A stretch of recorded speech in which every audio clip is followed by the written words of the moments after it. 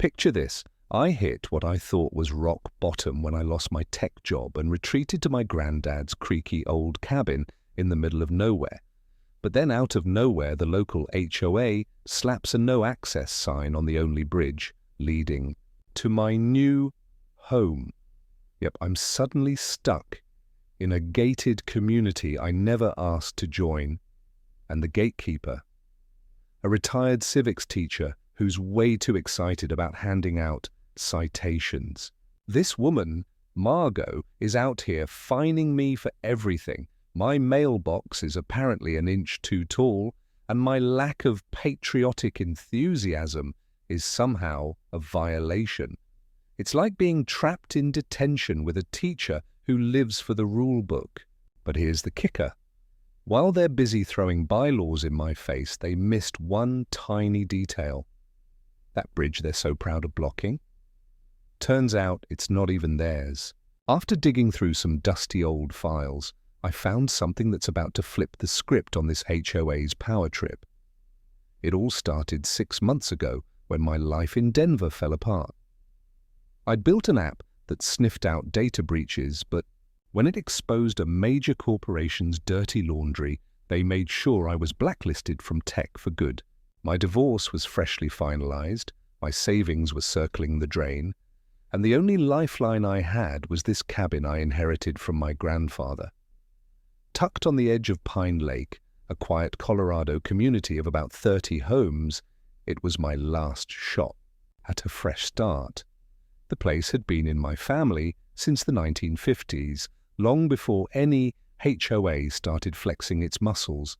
So there I am, staring at this ridiculous sign when a woman in an oversized navy blazer marches up to my car. Meet Margot Keller, Pine Lake HOA president, armed with a clipboard thicker than a dictionary and glasses that make her eyes look like they're ready to pop out. Her grey hair's pulled into a bun so tight it could double as a weapon, and she's got the vibe of a school administrator who's been waiting her whole life for this moment. "Excuse me," she says, her voice dripping with that rehearsed teacher tone. "I'm Margot Keller, and you can't park here. This bridge is community property, and unauthorized vehicles are prohibited." I try to keep my cool, introducing myself as Dave Morrison, grandson of the cabin's original owner. I even pull out the deed and tax bills to prove my case. But Margot, she barely glances at them before launching into a lecture about community standards and proper procedures. "Mr. Morrison," she says, adjusting her glasses with a shaky hand, "I taught civics for 20 years. I know how these things work. Property ownership doesn't mean you get to ignore our regulations. Which city of the United States are you watching from? Drop a comment and share with us if you've had any run-ins with an HOA. We'll narrate your story on our channel." She pulled out a citation book and started writing, pausing briefly as if reconsidering, then continuing with renewed determination. "Your American flag is also in violation. Community guidelines specify that personal flags cannot exceed a 2.1 ratio compared to the HOA flag display." I looked at my small American flag hanging from the cabin's porch post, then at the massive HOA banner stretched across the community entrance. The math didn't make sense, but I didn't want to start an argument on my first day back. I took the citation for improper flag display and asked where I could find a copy of the community guidelines. Margot smiled in a way that reminded me of teachers who enjoyed catching students unprepared. "All residents receive a handbook upon proper registration with the HOA. Since your grandfather never registered this property, you'll need to go through the full orientation process." She handed me a packet thicker than most college textbooks. After she left, I spent the evening reading through the handbook. The regulations were incredibly detailed. Specifications for lawn height, paint colors, mailbox styles, even acceptable angles for parking cars and driveways. What struck me most was how many rules seemed designed to give the HOA board maximum control over residents' daily lives.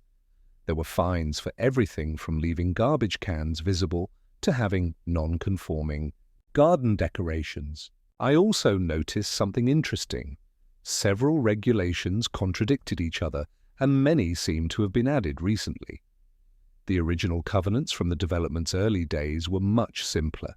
As I got ready for bed, I couldn't shake the feeling that something wasn't right about the whole situation.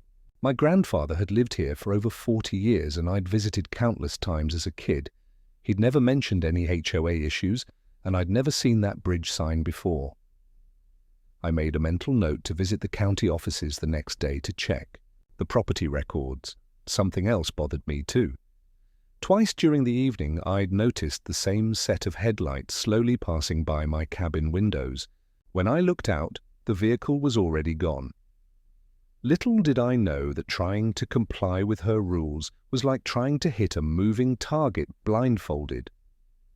The next morning, I woke up to find another citation taped to my door.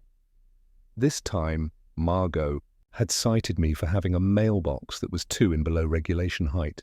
I measured it myself. It was exactly 36 in from the ground, which seemed standard to me, but according to the handbook, it should be between 36 and 42 in measured from the base of the post to the bottom of the mailbox opening. My mailbox was measured to the top of the box, making it technically non-compliant. I spent 20 minutes with a shovel and some dirt, raising the entire post by 2 in. By the time I finished, Margot had appeared again, clipboard in hand, watching me with the satisfaction of a teacher whose student had finally done their homework correctly. "Better," she said, making a note on her clipboard. "Though I notice your car is parked at an improper angle in your driveway. Community standards require vehicles to be positioned parallel to the property line, not diagonal." I looked at my car, which was parked normally in what I thought was a straight driveway. Margot pulled out a small measuring device and showed me that my driveway was actually angled slightly to match the natural contour of the land. "Your grandfather's driveway was grandfathered in when the HOA was established, but proper parking orientation has been required since 2018. She handed me another citation. Over the next 10 days, I received 7 more citations. My garden gnome was non-regulation decorative element. My porch light was excessive brightness during evening hours. I had inappropriate plant species in my flower bed. Apparently, my grandfather's wildflower garden didn't meet the community's cultivated landscape standards. Each citation came with a fine ranging from $50 to $200. And each fine came with a personal visit from Margaret. "I don't make these regulations arbitrarily, Mr. Morrison," she would say. "I taught civics for 20 years and I understand how communities function. Rules create order, and order creates harmony." What bothered me most wasn't the money, though I could barely afford the fines on my dwindling savings. It was Margot's teaching tone, the way she spoke to me like I was a slow student who couldn't grasp simple concepts. During one of her visits, I mentioned that I'd noticed her own property had several violations according to the handbook. Margot's expression hardened, but I caught a brief flicker of something, maybe doubt, before her usual mask of authority snapped back into place. "Mr. Morrison, I am the president of this association. I think I know which rules apply to whom." She made another note on her clipboard, her pen pressed harder than necessary against the paper. "Speaking of which, your trash can is visible from the street. That's a violation of Section 12 ME. By the end of the second week, I'd paid over $2,800 in fines and had developed a nervous habit of checking for Margot's car before stepping outside my cabin. I started researching HOA law online, trying to understand my rights as a property owner. What I found was both encouraging and frustrating. Homeowners associations had significant power, but that power wasn't unlimited. That's when I discovered something interesting in my research. One of Margot's citations referenced Section 15 FC about garden decorations, but when I cross-checked it with the original HOA documents, I found that Section 15 FC had been amended just 3 months ago. The original rule only prohibited offensive or inappropriate displays, but the new version banned any decoration not specifically approved by the board. More importantly, the amendment process required a 30-day notice to all homeowners and a community vote. I found no record of either happening. When I called other residents to ask if they had been notified about rule changes, most had no idea any amendments had been made. I decided to attend the monthly HOA board meeting, hoping to address my concerns in a public forum. The meeting was held in the community centre, a small building near the lake that doubled as a social club for residents. About 15 people attended, mostly older residents who seemed to know each other well. When she opened the floor for resident concerns, I stood up and politely explained my situation. I acknowledged that I wanted to be a good neighbour and follow reasonable rules, but suggested that some of the recent citations seemed excessive. For example, I said I was fined for having wildflowers that my grandfather planted 30 years ago, flowers that were here before the HOA existed. Margot's response was swift and thorough. She explained that grandfathering provisions only applied to structures, not landscaping choices. "Mr. Morrison," she said, looking directly at me with those magnified eyes, "your grandfather understood community standards. He maintained his property appropriately for decades. The fact that you're struggling to meet those same standards suggests you may need additional guidance." Several residents nodded in agreement, and I felt like a kid being scolded in front of the entire class. The message was clear: comply or face continued consequences. After the meeting, a younger woman approached me in the parking lot. She introduced herself as Lena Brooks, a paralegal who lived in one of the newer homes near the lake entrance. "That was rough," she said quietly. "Margot's been getting more aggressive lately.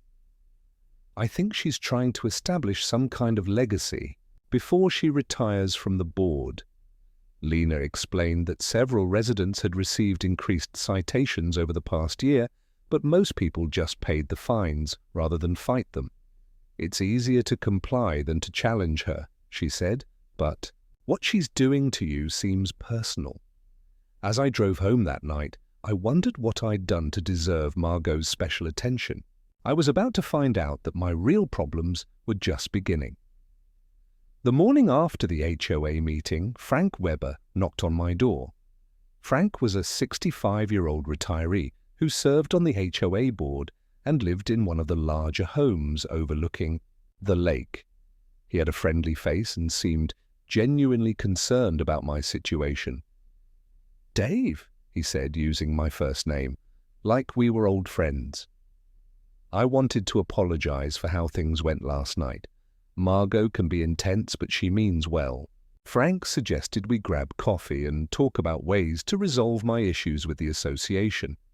"I've been on this board for 8 years," he said. "I know how to work with Margot. Maybe I can help you find a path forward." We met at a small cafe in the nearby town, and Frank listened sympathetically as I explained my financial situation. I told him about losing my job, about the blacklisting in the tech industry, about using my grandfather's cabin as a lifeline while I tried to rebuild my career. Frank nodded understanding and shared his own story about facing difficult time. "The thing about Margot," he said, leaning forward conspiratorially, "is that she responds well to respect and cooperation. If you show her that you're willing to work within the system, she'll ease up on the enforcement." He suggested I attend more board meetings, volunteer for community projects, and demonstrate my commitment to being a good neighbor. Frank's advice seemed reasonable, and I was grateful to finally have an ally in the community. He offered to speak with Margot on my behalf and suggested a strategy of gradual compliance rather than trying to fix everything at once. "Pick the most important violations first," he said. "Show progress and she'll give you time for the rest." We shook hands and I felt hopeful for the first time in weeks. Frank seemed like exactly the kind of reasonable person I needed to help navigate the community's political landscape. He even offered to lend me his hedge trimmer to help with some of the landscaping issues. Over the next week, I threw myself into compliance mode. I spent my limited savings on approved paint for my mailbox, replaced my wildflower garden with regulation shrubs, and even bought a smaller American flag to ensure proper proportions. Frank stopped by twice to check on my progress and offer encouragement. He seemed genuinely pleased with my efforts and assured me that Margot had noticed my improved attitude. "She mentioned at yesterday's board meeting that you're making good progress," he told me. His support gave me the motivation to continue. Even though the constant rule following felt like living in a surveillance state, I couldn't shake the feeling that I was being watched more closely than normal. My neighbor's curtains seemed to twitch whenever I stepped outside, and I'd started noticing the same jogger passing by my cabin at oddly regular intervals, always when I was doing yard work. Then I discovered the betrayal. While checking my mailbox one morning, I found a formal complaint letter from the HOA dated 3 days earlier. The letter cited me for excessive noise violations during evening hours and referenced multiple resident complaints about power tool usage after 7 p.m. The problem was I hadn't used any power tools in the evening. I'd been extremely careful about noise, doing all my yard work during daylight hours and avoiding anything that might disturb the neighbors. The complaint was signed anonymously, but it included specific details about times and activities that could only have come from someone watching my property closely. I called Frank immediately, explaining the situation and asking if he knew anything about the complaint. There was a long pause before he answered. "Dave," he said, his voice suddenly less friendly, "I think there might have been a misunderstanding. Maybe someone saw you working and assumed it was later than it actually was." But as he spoke, I remembered something. Frank had been at my cabin the previous evening, when I'd mentioned planning to organize my grandfather's old tools in the shed. I hadn't actually done any work, but I'd talked about it while Frank was there. The complaint described exactly the activities I'd mentioned down to the specific tools I'd planned to use. The realization hit me like a physical blow. Frank had been reporting our conversations to Margot probably from the very beginning. His friendly advice, his offers to help, his encouragement about my compliance efforts. It had all been a way to gather information about my plans and activities. The surveillance I'd been feeling wasn't paranoia after all. When I confronted him directly, Frank's response confirmed my suspicions. "I'm sorry, Dave," he said quietly, "but I have to live here too. Margot asked me to keep an eye on things, and I can't afford to get on her bad side. You'll understand when you've been here longer." That afternoon, I tried reaching out to other neighbors, hoping to find genuine support in the community. But everywhere I went, I encountered the same pattern. Polite sympathy followed by careful distance. People would listen to my concerns, nod sympathetically, then explain why they couldn't get involved. "Margot's been good for property values," one neighbor said. "I don't want to rock the boat," said another. A few residents admitted privately that they thought some of the rules were excessive, but none were willing to speak up publicly. The message was clear. I was on my own in this fight. As I sat in my cabin that evening looking out at the lake my grandfather had loved, I finally understood what I was really facing. This wasn't just about HOA rules or community standards. It was about power control and the way fear could turn neighbors into informants. Margot had created a system where compliance was enforced not just through official channels, but through social pressure and community surveillance. I realized that no amount of rule following would ever be enough, because the rules themselves weren't really the point. The point was maintaining Margot's authority and the community's acceptance of that authority. I had become a test case, a demonstration of what happened to residents who questioned the system. Tomorrow, I would discover just how far Margot was willing to go to prove her point. I woke up to the sound of construction equipment. Outside my window, two men in hard hats were installing wooden barriers across the bridge, blocking my access to the main road. A bright orange sign declared, "Bridge closed for safety inspection, authorized personnel only." Margot stood nearby, supervising the work with the same clipboard she carried everywhere. When she saw me approaching, she held up an official-looking document. "Mr. Morrison," she announced loudly enough for the workers to hear, "this bridge has been deemed structurally questionable by our Community Safety Committee. For liability reasons, we're restricting access until proper repairs can be completed." The practical impact was immediate and devastating. My cabin was now accessible only by a 3-mile hike through forest trails or by kayak across the lake if the weather permitted. I couldn't drive to job interviews, couldn't receive deliveries, couldn't even get groceries without carrying everything on foot through rough terrain. Within hours, my internet connection became unreliable due to the stress on the cable line. From the detour route utility vehicles had to take, a video call with a potential client got dropped 3 times before they gave up and hired someone else. Another consulting contract fell through when I couldn't attend an in-person meeting in Denver. The physical toll was just as bad as the financial one. I'd been out of shape to begin with, and suddenly carrying groceries, supplies, and equipment 3 miles through forest paths left me exhausted and sore. I lost 15 lbs in 2 weeks, not from healthy exercise, but from the sheer difficulty of getting adequate food to my cabin. What made it worse was the pretense that this was about safety. The bridge was solid. My grandfather had built it himself in the 1960s using pressure-treated lumber and steel reinforcements. I'd crossed it thousands of times as a child and never felt the slightest wobble or weakness. But Margot's safety committee consisted of herself and Frank Weber, and their inspection had been purely visual. No structural engineer had been consulted. No professional assessment had been conducted. When I pointed this out, Margot responded with another lecture about liability and community responsibility. After 10 days of isolation, the community held an emergency board meeting to discuss my situation. I hiked in for the meeting, arriving sweaty and exhausted from carrying my laptop and documents through the forest trails. The community center was packed. Apparently, word had spread about the bridge situation, and residents wanted to see how it would be resolved. Margot called the meeting to order and presented her case for the bridge closure. She spoke about community safety, about the association's duty to protect residents, about the need for proper engineering assessments before allowing resumed access.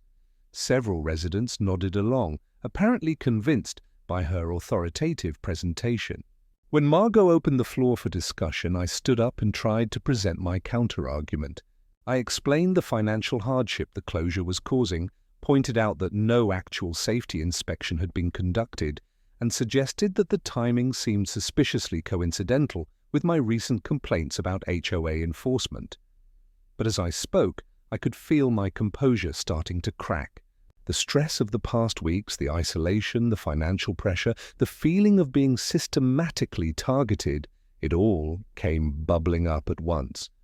My voice got louder, my gestures more animated, and I could see some residents exchanging concerned glances. I'm a human being, not a QR code to be scanned for compliance. With every inch of lawn height, I finally shouted, "Do you people want a community or a concentration camp?" The room fell dead silence. I realized immediately that I'd gone too far, that my emotional outburst had played right into Margot's hands. She waited a beat, letting the uncomfortable silence stretch, then responded with perfect calm.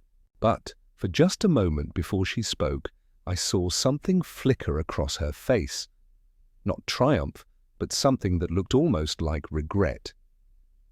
Her hand briefly touched her throat in what seemed like an unconscious gesture of vulnerability.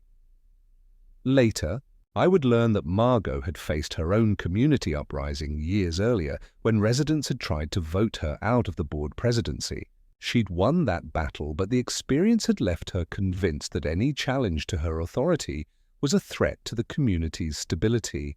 Mr. Morrison clearly needs time to understand community values and appropriate ways to address concerns. I think this outburst demonstrates exactly why we need to maintain proper standards and procedures. Several residents nodded, and I could see that my credibility had evaporated completely. As I packed up my things and prepared for the long hike back to my cabin, a few residents approached me with awkward sympathy.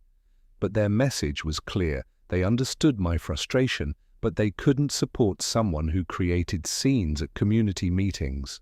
That night, I called a real estate agent and started discussing options for selling the cabin. I was ready to give up, to let Margot win, to find somewhere else to rebuild my life.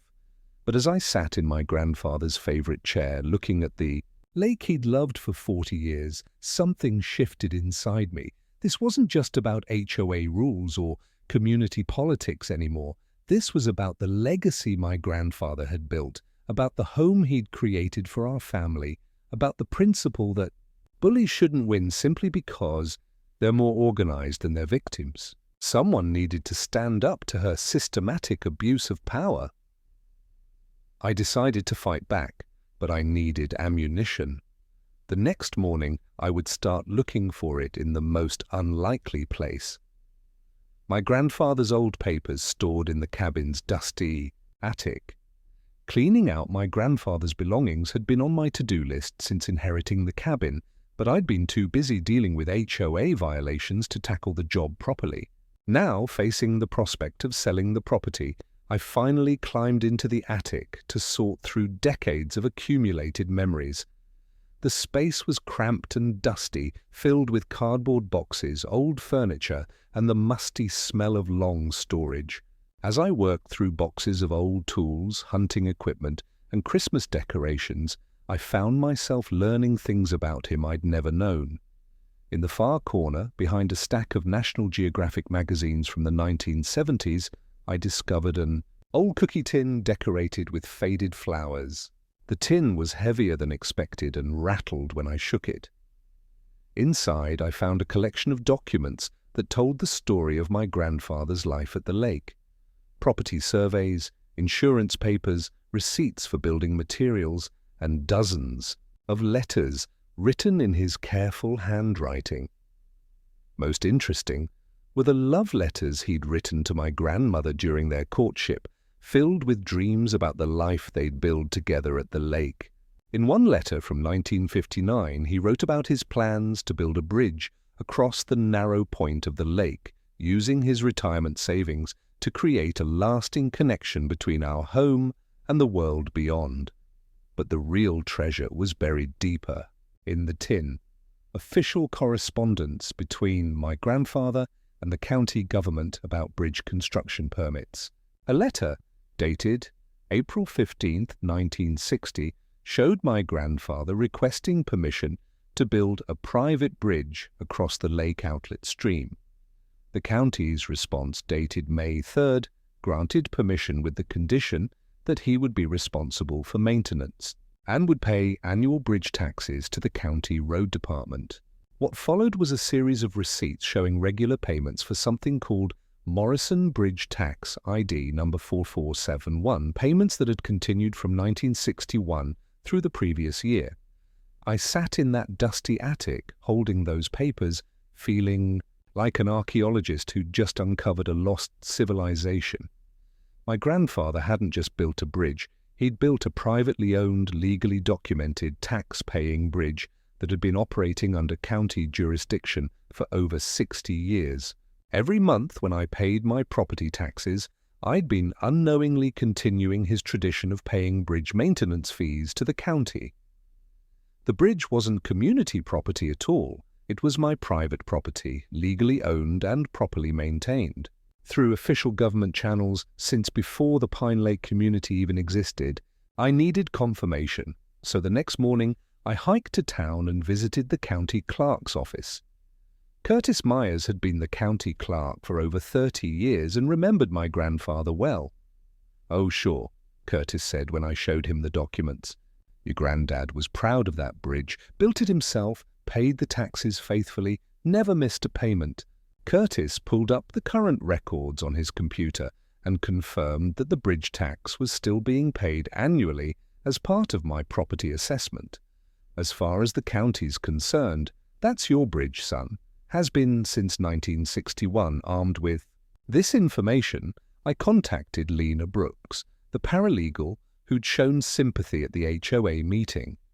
She agreed to meet me at a coffee shop in town, away from community eyes and ears. When I showed her the documents, her expression shifted from curious to amazed to excited. "Dave, this is huge," she said, spreading the papers across our table. "If you own the bridge, then the HOA has been trespassing on your property for decades. Every resident who's used that bridge has been crossing private property without permission. Margot's safety committee has no authority to close your bridge. They've been committing criminal mischief by blocking your private property." We spent 2 hours going through every document with Lena, taking photos and making notes about the legal implications. She pointed out that the original county permit specified the bridge's exact location, dimensions, and construction standards, details that matched the current structure perfectly. The tax records showed continuous ownership and maintenance responsibility, creating an unbroken chain of legal possession from 1961 to the present. "The best part," Lena said with a grin, "is that your grandfather was obviously a smart guy who knew how to protect himself legally. These documents are tight." That evening, I called my grandfather's old friend, Curtis Myers, at home to ask more about the bridge's history. Curtis told me stories I'd never heard about my grandfather's determination to maintain independence and self-sufficiency. "Your granddad didn't trust groups or committees," Curtis said.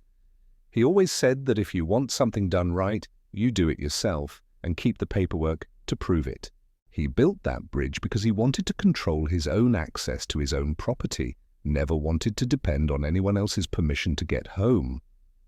Curtis chuckled. "He used to say that owning your own bridge was like owning your own freedom." Guess he was right about that.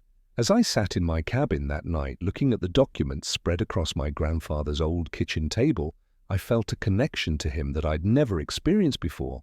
He hadn't just left me a house. He'd left me a lesson about standing up to bullies and protecting what belonged to me. The bridge represented more than just access to my property. It represented independence, foresight, and the principle that freedom isn't given by committees. It's built by individuals who are willing to do the work and pay the price.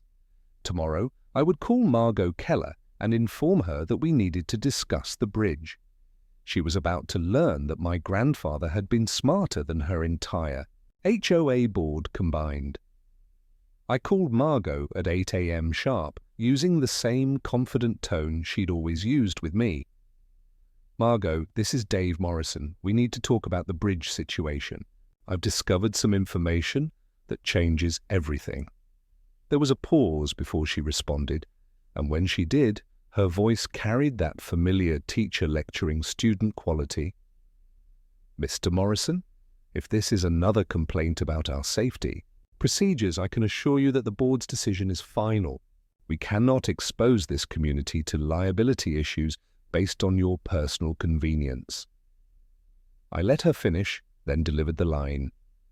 I'd been practicing all morning. "Margot, I own that bridge. I have the deed, the tax records, and 60 years of county documentation. We need to talk." The silence that followed was longer than I expected. When Margot finally responded, her voice had lost some of its certainty. "That's impossible, Mr. Morrison. The bridge serves community access and has been maintained by resident fees for years." I could hear her flipping through papers, probably searching her files for documentation to counter my claim. "I suggest you bring your alleged documents to tomorrow night's emergency board meeting so they can be properly reviewed. I'm sure there's been some misunderstanding about the property boundaries, but her tone suggested she was worried about what those documents might contain." The next evening, the community center was packed beyond capacity. Word had spread through the neighborhood that the bridge ownership was in question, and residents had come to see how this drama would resolve. I arrived early with a folder full of documentation and Lena Brooks as my legal advisor. Margot entered with Frank Weber and 2 other board members carrying what looked like several boxes of HOA records. She'd also brought someone I didn't recognize, a stern L-looking man in an expensive suit who introduced himself as the association's attorney. Margot called the meeting to order and immediately launched into what sounded like a prepared speech about property boundaries, community access rights, and the dangers of frivolous legal claims. "Ladies and gentlemen," she announced, "we're here tonight because Mr. Morrison has made some extraordinary claims about bridge ownership. I want to assure everyone that the HOA has maintained proper records of all community assets, and we will not be intimidated by unfounded legal threats." She gestured toward her attorney. Several residents applauded, apparently convinced by her confident presentation, and when Margot finished, I stood up and calmly requested permission to present my evidence. I started with the original county permit from 1960, passing copies around the room so everyone could see the official seal and signatures. I explained how my grandfather had built the bridge with his own money, had obtained proper permits, and had paid bridge taxes continuously for over 60 years. "This isn't a legal threat," I said, making eye contact with as many residents as possible. "This is a legal fact. I have been paying county taxes on this bridge every month since I inherited the property." The county clerk confirms that Morrison Bridge Tax ID number 424771 is my responsibility and my property. The room's atmosphere shifted as residents began examining the documents. These weren't photocopies or questionable paperwork. They were official government documents with raised seals, signatures, and an unbroken chain of recorded ownership. Several people started whispering among themselves, and I could see doubt creeping into their expressions. Margot's attorney asked to examine the documents, and after several minutes of careful review, he whispered something to Margot that made her face go pale. "These documents appear authentic," he said reluctantly, "but there may be questions about current property boundaries or easement rights that affect community access." That's when Curtis Myers stood up from the back of the room. I'd asked him to attend as a witness, and his presence carried significant weight in a community where he'd served as county clerk for 3 decades. "Ladies and gentlemen," Curtis said in his growly voice, "I've known Dave's grandfather since 1958, and I've been processing the tax payments on that bridge since I started this job. There's no question about ownership here. Dave owns that bridge free and clear, same as his grandfather did before him. Every one of you has been crossing private property every time you've used that bridge, and the owner has been gracious enough to allow it without charging fees or restricting access." He looked directly at Margot. "Until now." The legal implications began sinking in around the room. If I owned the bridge, then the HOA had no authority to close it. More importantly, if residents had been using my private property for decades, without permission I could potentially restrict that access or charge fees for continued use. The community attorney tried to suggest that decades of use might have created implied easement rights, but Curtis Mears shook his head. "Easements require legal documentation or formal agreements. Allowing neighborly use of your property doesn't create permanent rights for other people." Margot made one last attempt to maintain control, standing up with her clipboard and launching into a speech about community standards and proper procedures. "Even if these documents are valid," she said, "this community has established protocols for major property decisions. Mr. Morrison cannot simply disrupt decades of established access patterns without following proper notification procedures." But her voice lacked its usual authority, and several residents were already leaving the meeting. Frank Weber tried to suggest forming a committee to study the situation, But the crowd was dispersing rapidly. As the meeting broke up, Margot approached, me with expression I'd never seen before. Uncertainty mixed with something that might have been respect. But there was also something else in her eyes, a flicker of the vulnerability she'd learned to hide behind her authoritative facade. For a moment, she looked less like the commanding presence who dominated every interaction and more like someone who'd built her entire identity around being in control, only to discover that control was slipping away. "Mr. Morrison," she said quietly, "perhaps we should discuss this situation privately. There may be ways to resolve this matter that serve everyone's interests." For the first time since I'd met her, she sounded like she was asking, rather than lecturing. "We should definitely talk," I agreed. "But Margot, the conversation starts with acknowledging that you shut down my private property without permission and left me stranded for 2 weeks." She nodded slowly, and I realized she was beginning to understand that her power over me had evaporated completely. I gave the community 48 hours to process the new reality before implementing my solution. During that time, several residents approached me privately to apologize for not supporting me earlier and to ask about continued bridge access. Most were polite and seemed genuinely concerned about finding a fair resolution. A few, including Frank Weber, tried to suggest that I was being vindictive by even considering access restrictions. "Come on, Dave," Frank said during one awkward encounter. "You're not really going to shut down the whole community over some HOA politics, are you?" His tone suggested he still didn't understand that this wasn't about politics. It was about property rights and respect for those rights. On Saturday morning, I installed my own sign at the bridge entrance. Instead of Margot's authoritarian, no entry barrier, I put up a simple wooden sign that read, "Private bridge, please nod, thank you," when crossing. I also installed a gentle rope barrier that could be easily lifted by anyone who acknowledged the sign's request.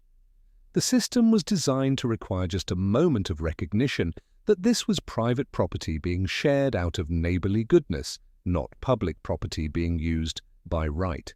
Anyone who refused to acknowledge that basic courtesy would find the rope barrier remained in place, requiring them to take the long detour around the lake.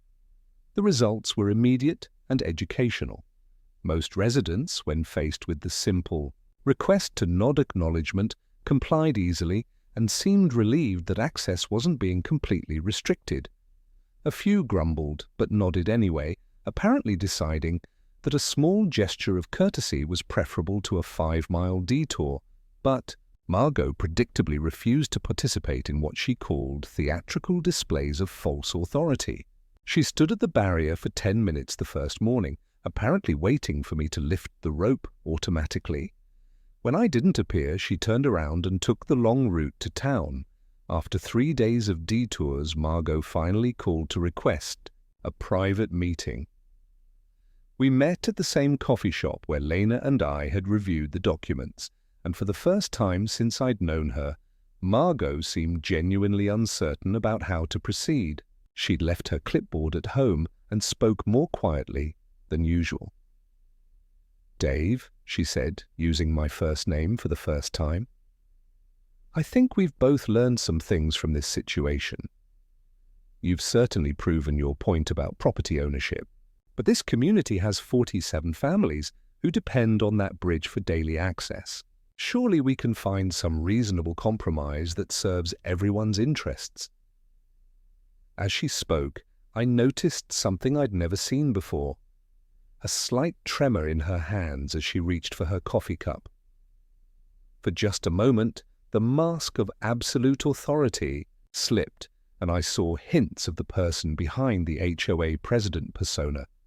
She looked tired, older somehow, and I realized that maintaining constant control over an entire community must have been exhausting work.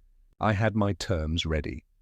First, all HOA fines against me would be dropped, and the money I'd already paid would be refunded, a total of $4,200. Second, Margot would record a video apology to be shared with the community, acknowledging that she had overstepped her authority. Third, the HOA would establish an annual Freedom Week during which no citations would be issued for minor violation. Fourth, I would grant the community a formal easement to use the bridge. Finally, the community would pay me $25,000 for the easement rights and to compensate for the harassment I'd endured. Margot's initial response was predictable. "Those terms are excessive, Dave. The community can't afford that kind of payment, and asking for a public apology is unnecessarily humiliating." But I'd learned something from watching her operate over the past months. "Margot," I said, keeping my voice calm and reasonable, "these aren't excessive terms, they're educational terms. The community needs to learn the same lesson you tried to teach me, that actions have consequences.